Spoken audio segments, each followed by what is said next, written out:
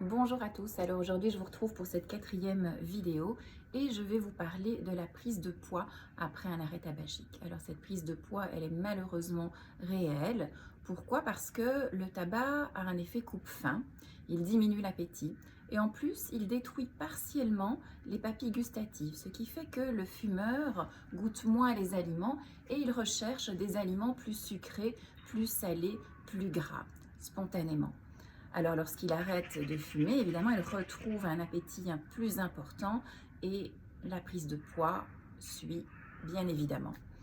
Alors, ce n'est pas la seule raison pour laquelle le fumeur prend du poids. Il prend du poids aussi parce qu'en fumant, il modifie son état de conscience.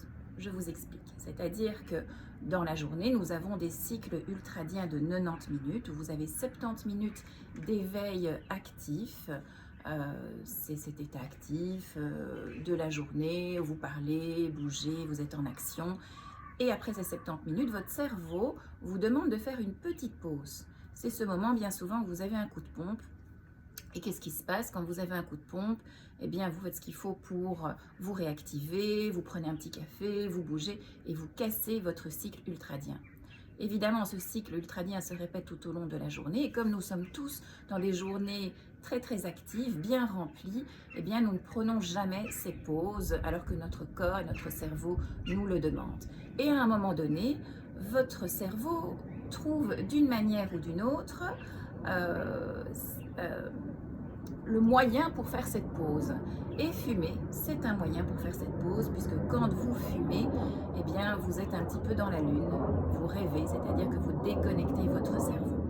Alors, quand vous arrêtez de fumer, eh bien, votre cerveau cherche un autre moyen pour changer d'état de conscience et, par exemple, l'alimentation, la nourriture, la prise de nourriture est un autre moyen puisque quand vous mangez de manière compulsive, eh bien, vous pouvez observer que votre cerveau se déconnecte également et vous n'êtes plus occupé à penser.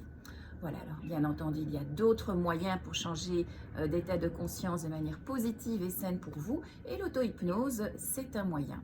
Donc, ça peut être utile pour vous d'apprendre à utiliser de l'auto-hypnose pour faire ces pauses régulièrement, pour déconnecter votre cerveau et de cette manière-là, vous n'avez pas besoin de substances ni de nourriture pour changer d'état de conscience. Et en plus, l'auto-hypnose vous permet aussi de bien gérer votre stress et de vraiment vous ressourcer.